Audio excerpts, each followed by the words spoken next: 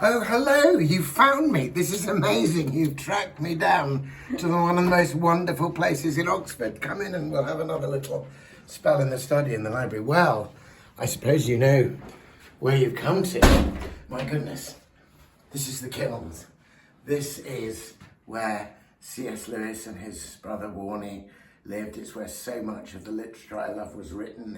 It's got an extraordinary atmosphere. It's been beautifully restored and I'm lucky to be here for a bit. So come in to the parlour, into the front room, and it's all been left pretty much as Lewis would have had it. You've seen my cluttered desk. His desk is still a bit cluttered but not as untidy as mine. I'm very glad to see the pipe and the ashtray, as well, of course, as the dip pen and the inkwells, because boy, that's the way he wrote. He said all he needed to keep going on a book was the pause for thought between lifting the pen and putting it down. Anyway, look, let's bring you a little bit closer here. Come and have a seat. And while we're here, since we're in Lewis's house, I tell you what I'm going to do. I'm not going to take from the shelf one of the books that was published in his own lifetime. All his books are here. But one that I wish he could have seen published in his own lifetime, and that is his poems. Because you probably know, have a seat, have a seat. Oh, having a nice cup of tea here as well. Lewis said you can't get a novel long enough or a cup of tea big enough for me. Nice biscuits too. Anyway, as you may know, Lewis, really for the first half of his life, considered himself essentially as a poet and wanted to be known as a poet, and his first books were poetry. He wrote the Spirits in Bondage volume, just coming out of the horrors of the First World War, and then later on his long, strange, self-made myth, narrative poem, Dimer. But these books were not successful commercially. They didn't ever get a second edition, and he kind of regretfully concluded that probably he would be a better writer in other spheres. And indeed, of course, his prose is incredibly poetic, and even his logical defences of the faith are illustrated with great imagination. But I think, in fact, he was a good poet, and thanks be to God, he didn't stop writing.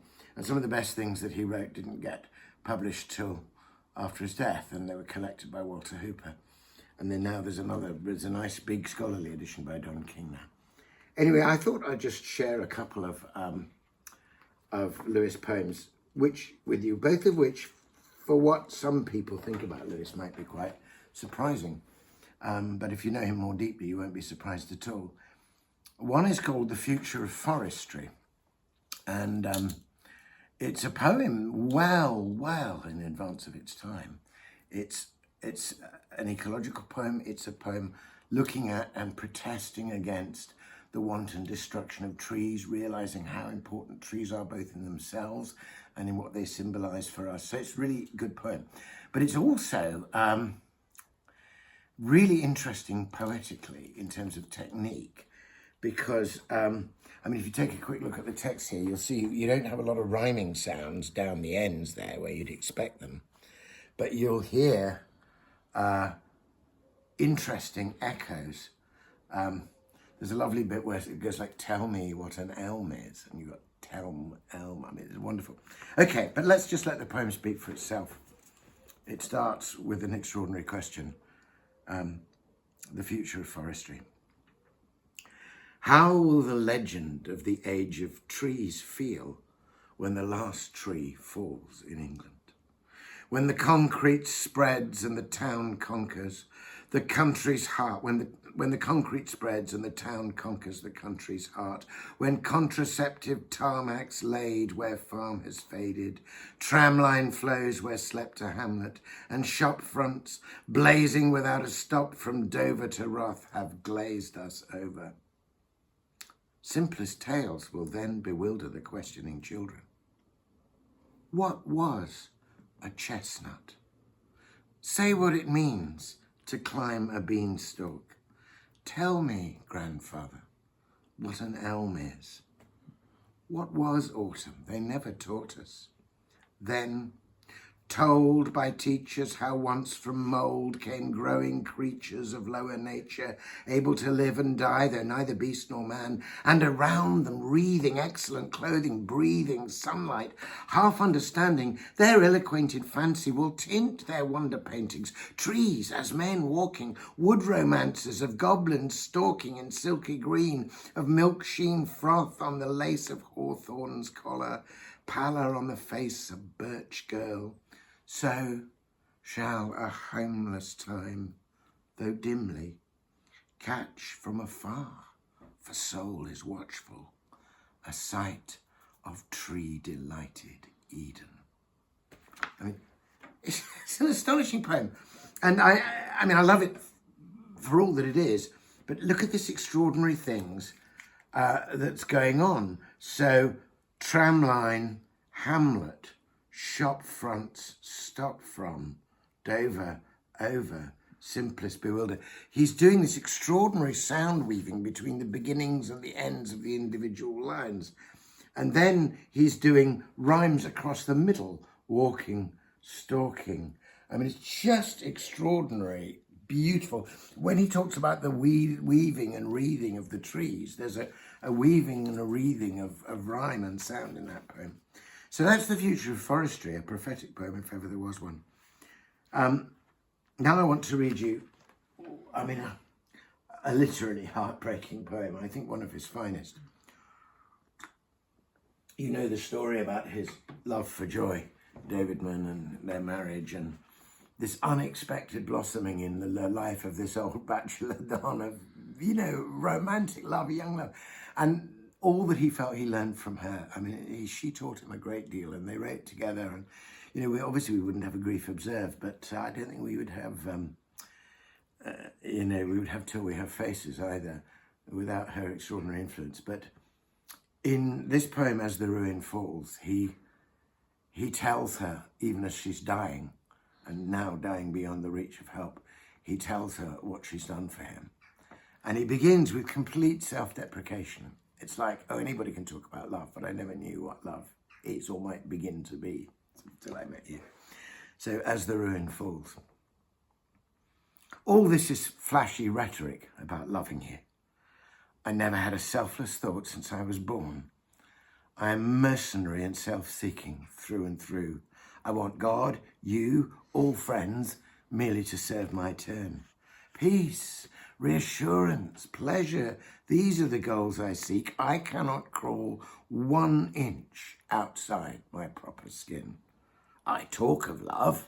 A scholar's parrot may talk Greek, but self-imprisoned always end where I begin. Only that now you have taught me, but how late, my lack. I see the chasm, and everything you are was making my heart into a bridge by which I might get back from exile and grow man. And now the bridge is breaking. For this I bless you as the ruin falls. The pains you give me are more precious than all other gains. It's just astonishing. I mean, among the many great things that he's doing there, he's taking what has become a cliche, heartbreak, my heart is break, my heart is break, my heart is breaking for you, my heart is broken, that kind of thing. And you can say that and not really even have a mental picture in your mind. It's just a whoop phrase, isn't it? So he produces this extraordinary metaphor of the heart being made into a bridge. He never says, I'm heartbroken here. He says,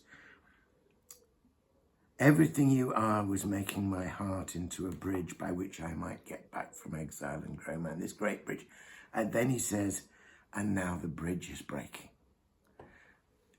She's dying, but it's his way of saying, that heart that's finally coming out. And it's that's brilliant. And the deprecation where he says, how can you even talk about love? I mean, I don't really know. I didn't know what it was until I met you.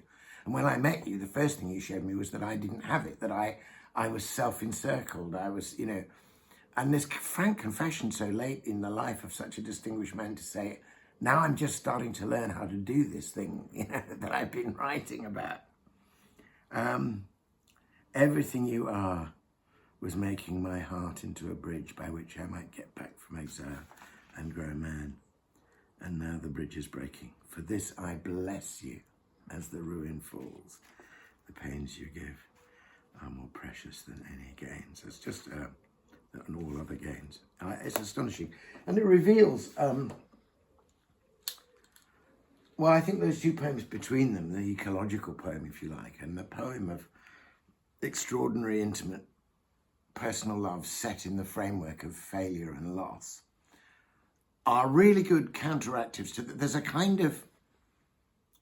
a version of Lewis out there which is some sort of glib thump-thumping evangelist, you know, with all the right answers and, you know, no engagement with the depths and ambiguities of human feeling, and that's false, and that ruins things.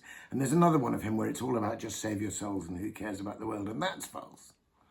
You know, he's a much richer, much more complex, much more nuanced, and actually finally much more honest person than I think some even of his devotees give him credit for. Anyway, here we are, in his house, in his room, in his chair, and there's Joy, for whom that poem was written, and it's fantastic to, yes, there he is in this very chair.